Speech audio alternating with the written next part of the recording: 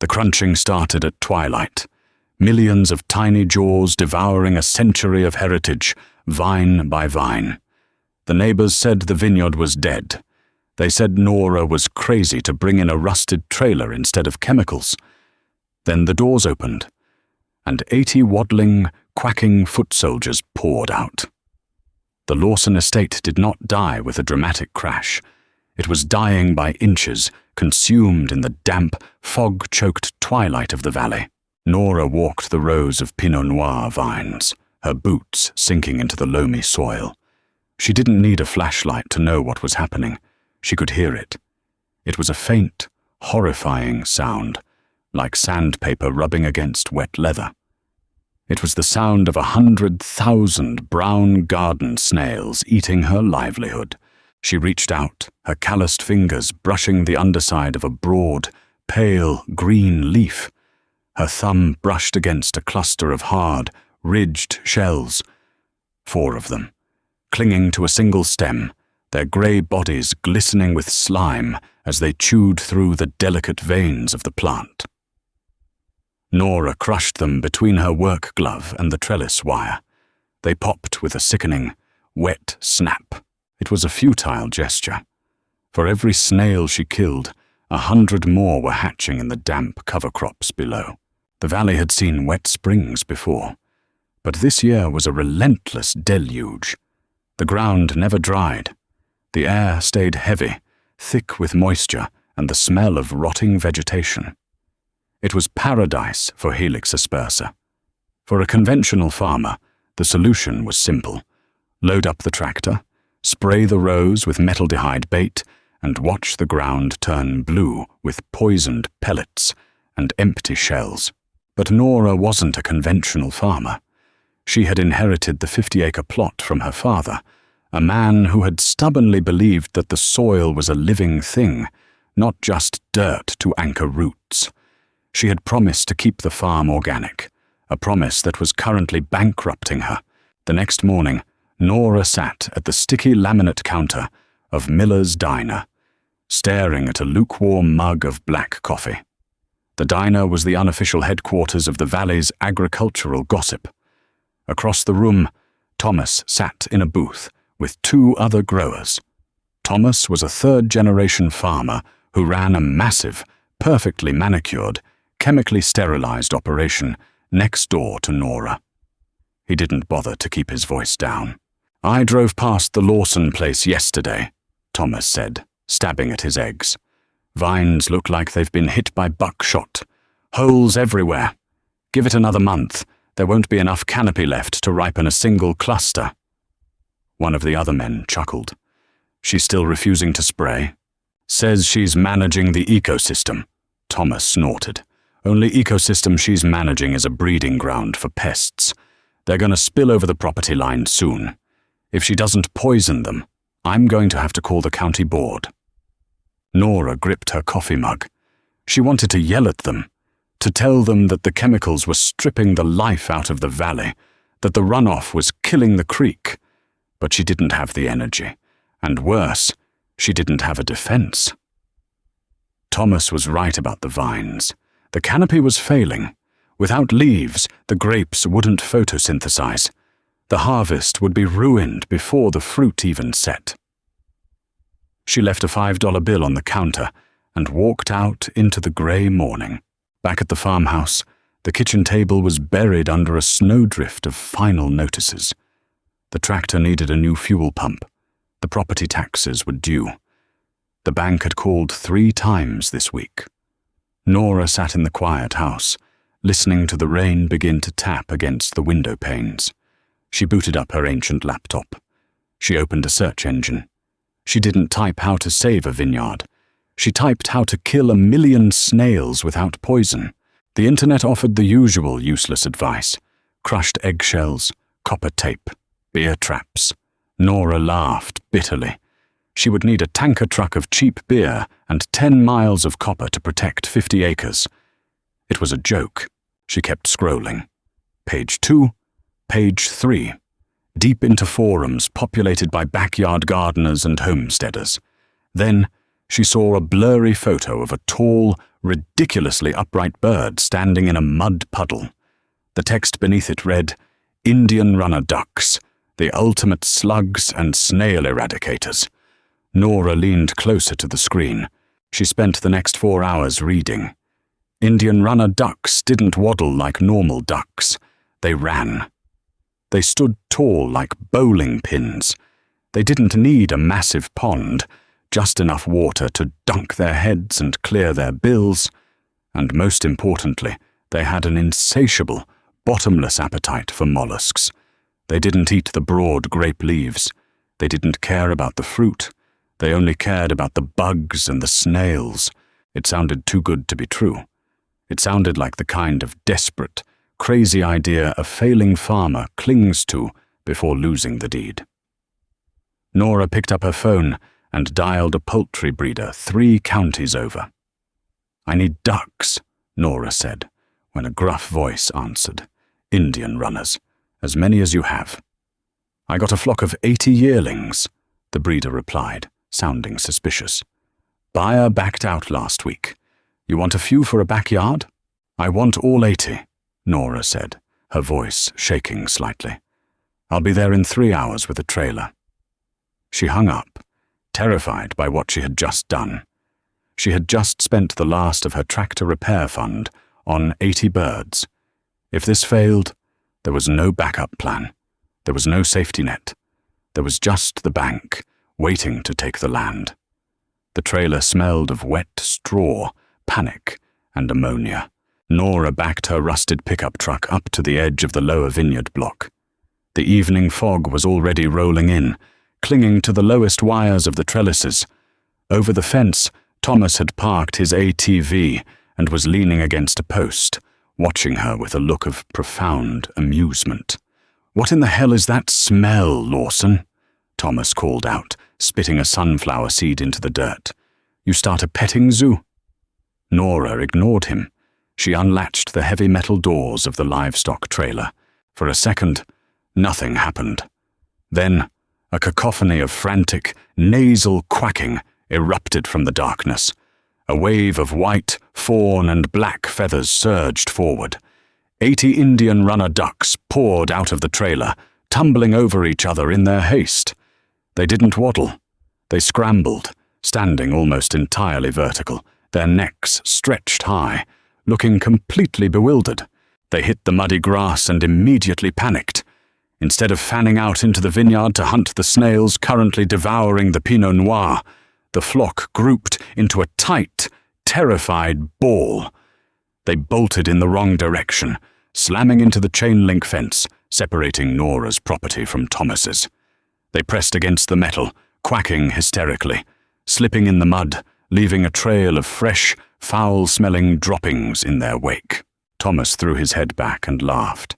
It was a loud, grating sound. "Oh, this is brilliant! You're going to fight an infestation with a flock of idiot birds. Let me know when you want to borrow my sprayer, Nora. I'll give you a discount on the chemicals." He drove off, the roar of his ATV drowning out the panicked quacking. Nora stood in the mud, her hands on her hips, watching the 80 ducks huddled in the corner. They looked ridiculous. They looked useless. Her chest tightened with a sudden, suffocating panic. She had bet the farm on this. "Come on," she whispered. "Eat something." The ducks did not eat. For the first 3 days, the experiment was an unmitigated disaster. Nora quickly learned that ducks are creatures of extreme routine, and moving them had shattered their tiny minds. They were terrified of the rustling grape leaves. They were terrified of the wind. They spent most of the day huddled near the shallow water troughs Nora had dragged out to the field, aggressively muddying the water and screaming at any shadow that passed overhead. Meanwhile, the snails kept eating. The damage was accelerating. Whole sections of the lower block were stripped to the veins, looking like skeletonized lace against the grey sky. Nora barely slept. She spent her nights walking the rows, a headlamp strapped to her forehead, physically pulling snails off the vines and throwing them into buckets. By morning, her back ached, Her hands were stained with green sap and slime, and the ducks were still just sitting there, complaining. On the morning of the fourth day, a heavy, driving drizzle soaked the valley. Nora trudged out to the vineyard at dawn, carrying 2 heavy buckets of fresh water to refill their troughs. She was exhausted, cynical, and ready to call the poultry buyer back to see if he offered refunds. She dumped the water into the first plastic trough. The flock, as usual, rushed forward to dunk their heads, clearing their nostrils with rapid, snorting breaths. Then, one female duck, a tall fawn-colored bird with a slight limp, wandered away from the trough. She waddled cautiously toward the base of a heavily infested vine. The ground was slick with moisture. A massive brown garden snail, the size of a golf ball, was making its way up the thick, woody trunk of the vine. The duck stopped. She tilted her head sideways, fixing one dark, beady eye on the slow-moving shell. Nora held her breath. She didn't move. She didn't blink. The duck darted forward. Her bill snapped open and shut with lightning speed. She plucked the snail right off the bark. The bird lifted her head to the sky, clamped down, and swallowed. Crunch. It was loud. In the quiet, drizzly morning, the sound of the thick shell fracturing inside the duck's powerful bill echoed like a firecracker. The duck immediately spun around, frantic, and bolted back to the water trough. She shoved her bill deep into the water, violently shaking her head to wash the sharp, jagged shell fragments and slime down her throat. She swallowed heavily, shook her tail feathers and looked around. Then she let out a loud, distinct quack. It wasn't the sound of panic. It was a completely different tone. The flock froze. 80 heads swiveled toward her. The fawn-colored duck ran back to the same vine. She rummaged through the wet clover at the base, her bill probing the mud like a jackhammer. She found another snail. Crunch! Back to the water. Wash it down. Suddenly, the collective intelligence of the flock seemed to reboot. 2 more ducks broke away from the huddle, rushing the vines. Then 10. Then 30. Within minutes, the tight, terrified ball of feathers dissolved. The ducks fanned out across the lower block, moving like a coordinated military sweep. They worked the rows with terrifying efficiency. Their bills became a blur of motion, plunging into the damp earth, rooting beneath the cover crop, scanning the base of the woody trunks. The sound filled the air. It wasn't the quiet, insidious sandpaper rasp of the snails eating the vines. It was the loud, percussive, rhythmic sound of the snails being eaten. Crunch. Crunch. Splash. Crunch. Nora dropped her empty water buckets. She sat down right there in the cold, wet mud. She didn't care about the dirt soaking through her jeans. She watched the chaotic, noisy, magnificent destruction happening in front of her. For the first time in 6 months, she smiled. The foot soldiers had finally figured out their job. Farming with ducks was not a fairy tale. It was a loud, filthy, physically agonizing grind. By the second week of June, Nora's alarm clock was permanently set for 4:30 in the morning. She didn't wake up feeling refreshed. She woke up feeling like she had been beaten with a bag of sand. Her shoulders ached from carrying 5-gallon buckets. Her lower back screamed from bending over the temporary fencing. The 80 Indian runners were not a set-it-and-forget-it solution. They were a biological machine, and like any machine, they required constant maintenance. If Nora left them in one section of the vineyard for too long, they would over-forage. Their highly concentrated, nitrogen-rich droppings would burn the roots of the cover crops, turning vibrant green clover into scorched brown patches. To prevent this, Nora practiced intense rotational grazing. Every 48 hours, she dragged heavy rolls of white polywire electric netting through the rows, creating a new 2-acre paddock. Then came the water. Ducks physically cannot swallow their food without water. Their lack of salivary glands meant that every time they crushed a snail, they needed a deep trough to wash the jagged shell fragments down their throats. Dragging the heavy rubber troughs through the mud, unkinking hundreds of feet of garden hose, and waiting for them to fill took hours. By sunrise, she was covered in wet soil and duck manure. But the results were undeniable. The flock operated with a brutal, single-minded efficiency. The fawn-colored female with the limp, Nora had started calling her the sergeant, always led the charge. The moment Nora opened the netting to a new paddock, the 80 birds surged forward in a tight, vertical column. They didn't aimlessly wander. They swept down the rows, their bills vibrating as they rooted through the damp earth. They stripped the snails from the base of the woody trunks. They devoured the slugs hiding under the broad, serrated leaves of the mustard plants. They snatched grasshoppers out of the air with terrifying speed. Within 2 weeks, the terrible, insidious crunching sound of the snails was gone. The silence in the vineyard returned, broken only by the frantic quacking of the flock and the splashing of their water troughs. And then the vines responded. The Pinot Noir is a notoriously fragile grape, prone to giving up at the first sign of stress, but it is also a survivor. With the immense pressure of the snail infestation lifted, and a sudden influx of highly bioavailable nitrogen from the duck droppings soaking into the soil, the plants triggered a secondary growth cycle. Nora walked the upper block on a Tuesday afternoon, dragging her fingers along the trellis wires. Where the original canopy had been skeletonized by the pests, new buds were pushing through the wood. Tiny, fragile green shoots were unfurling in the sunlight. Small, tight clusters of nascent grapes were beginning to set, hiding safely beneath the expanding leaves. It wouldn't be a record yield. The initial damage was too severe for that. But the vines weren't dead. They were going to produce. Over the property line, the situation was looking starkly different. The heavy spring rains had finally stopped, replaced by the baking, relentless heat of late July. The valley dried out rapidly.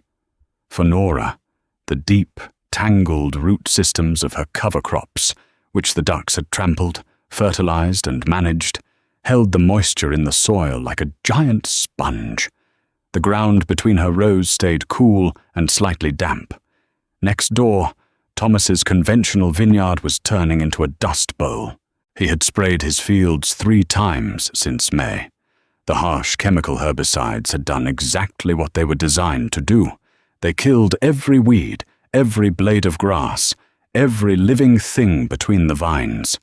The ground was a uniform, sterile strip of baked brown dirt. Without cover crops to hold the soil structure, the sun baked the earth into a hard, cracked crust. Nora was patching a tear in her electric netting near the fence line when Thomas pulled up in his air-conditioned tractor. The massive machine idled with a heavy, throbbing diesel hum. Thomas climbed out of the cab, wiping sweat from his forehead with a grease-stained rag. He didn't laugh this time. He walked up to the chain-link fence, gripping the metal diamonds with thick, calloused fingers. He stared past Nora, looking at the vibrant, chaotic green of her vineyard. He looked at the 80 ducks resting in the shade of a massive oak tree, preening their feathers, their white and fawn bodies standing out against the lush grass. Then he looked down at his own rows. A hot gust of wind blew through the valley, picking up a cloud of loose, dry topsoil from his field and swirling it into the air. Nora finished tying the knot in her netting and stood up, brushing dirt from her knees. She didn't say anything. She just waited. Thomas squinted at her. His face was weathered, deeply lined from 40 years of fighting the land. "Your canopy recovered," he said. His voice was flat, devoid of its usual sarcastic bite. "Secondary push," Nora replied simply. "The nitrogen helped." "They don't eat the grapes?" he asked, nodding toward the flock. "They can't reach them," Nora said. "And they don't care about the fruit. They just want the protein. Thomas stood in silence for a long time. The smell of his last chemical application, a sharp, metallic odor that burned the back of the throat, still lingered in the hot air around him. He kicked the hard, baked dirt on his side of the fence with the toe of his steel-toed boot. A cloud of fine dust puffed into the air. "Tractor needs a new hydraulic pump," he muttered, almost to himself. "Costing me $3,000. He didn't apologize. He didn't admit he was wrong. That wasn't how things worked in the valley. But he didn't mock her, either." He turned around, climbed back into the sealed, filtered cab of his heavy machine, and drove away, leaving a trail of dead, dry dust in his wake. Nora watched him go. She felt a brief flash of pity, but she pushed it away. She had 80 mouths to water, and the sun was getting high. August arrived with a heavy, suffocating heat that settled over the valley floor and refused to leave. This was the most dangerous time for the vines. It was the season of veraison. Nora walked down the central avenue of the vineyard, a small plastic bucket swinging from her hand. She stepped into the middle of the lower block, reaching into the thick, protective canopy of the vines. The tight, hard green berries were finally softening. They were changing color, turning from a pale, translucent jade to a deep, bruised purple. The sugar was developing. The acid was dropping. The endgame had begun. The ducks were slower now. The brutal heat forced them to conserve energy. They spent the peak hours of the afternoon huddled under the broad leaves of the vines, panting with their bills slightly open, waiting for the evening shadows to lengthen. The snail population had been utterly decimated. Now the flock sustained themselves on grasshoppers, crickets, and the occasional unlucky field mouse. They had done their job. The vineyard was clean, but farming never lets you exhale. In the second week of September, the local meteorologist broke into the evening radio broadcast with a severe weather alert. An unseasonal, massive low-pressure system was barreling off the coast. It was bringing an atmospheric river, a concentrated band of heavy, relentless rain that threatened to dump 4 inches of water on the valley in a single night. Nora stood on her porch, staring at the darkening sky. A cold dread pooled in her stomach. Rain right before harvest was a disaster. It caused the grapes to swell and split. It invited bunch rot. And worse, it caused erosion. The storm hit at midnight. It didn't rain. It poured. The wind howled through the valley, violently shaking the heavy, fruit-laden vines. Nora sat at her kitchen table in the dark, the power having cut out an hour into the storm. She listened to the water hammering against the tin roof, imagining the delicate skins of her Pinot Noir grapes bursting under the pressure. When dawn finally broke, the rain had stopped, leaving behind a cold, grey, washed-out world. Nora pulled on her rubber boots and walked out the back door, fully expecting to find her livelihood destroyed. She walked toward the fence line. The dirt road separating her property from Thomas's was completely gone, replaced by a rushing, muddy river. Nora sloshed her way to the edge of the upper block. She looked down at her feet. The water had pooled, yes, but the ground was holding. The thick, matted roots of the clover, mustard, and ryegrass, the cover crop the ducks had grazed and fertilized all summer, acted like an anchor. The soil absorbed the massive influx of water, pulling it down deep into the earth rather than letting it run off. Nora crossed to the chain-link fence. She gripped the wire and stared in horror at the neighbor's property. Thomas's vineyard was a disaster zone. Because he had chemically sterilized his soil, stripping it of all ground cover, there were no roots to hold the earth in place. The baked, compacted dirt had been utterly defenseless against the deluge. A massive sheet of water had swept across his fields. It carved deep, jagged ravines between the rows. tons of rich, expensive topsoil had been completely washed away, leaving the irrigation lines exposed and dangling in the air. Worse, the water had nowhere to sink in, so it just sat on the surface, a massive, muddy lake drowning the trunks of his vines. Thomas's pickup truck was parked on a slight rise near his barn. He was standing in the bed of the truck, staring out at the destruction. He looked small. He looked defeated. Nora didn't gloat. There was no joy in seeing another grower lose their crop. It just reinforced the terrifying, razor-thin margins they all lived on. She turned back to her own vines. She pulled a random cluster of grapes, squeezed a few berries into a plastic bag, and carried it back to the barn. She squeezed a drop of the thick, purple juice onto the glass lens of her refractometer and held it up to the light. The blue line rested perfectly at 24 bricks. The sugar was there. The acid was balanced. The water hadn't bloated the fruit. The healthy soil had buffered the shock. It was time to pick. Harvest day was a chaotic blur of motion. A crew of 12 seasoned pickers arrived before sunrise, their headlamps cutting through the morning fog.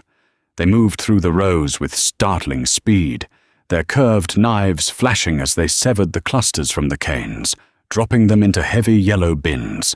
The ducks, sensing the change in routine, were locked safely in their night pen. For once, they were quiet, watching the flurry of human activity with mild interest. By noon, the last bin was loaded onto the flatbed truck.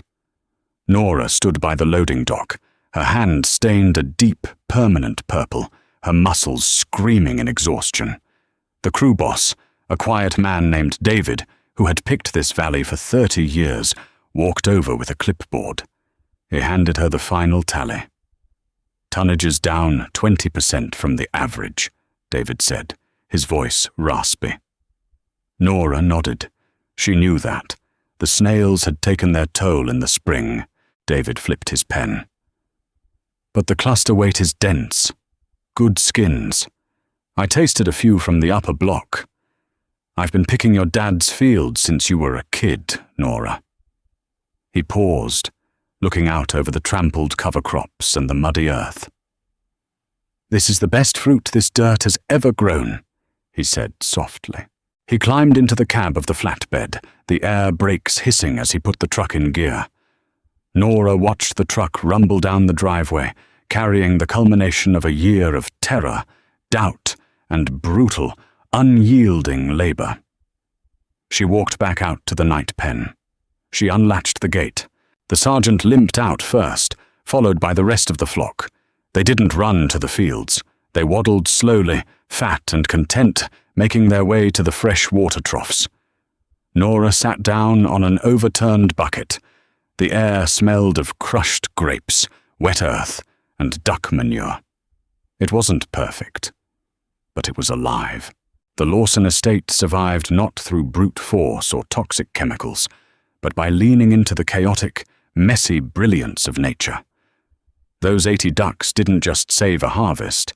They rebuilt an entire ecosystem, proving that sometimes the craziest ideas are the only ones that actually work. If you loved watching Nora and her feathered foot soldiers take on the establishment, hit that like button.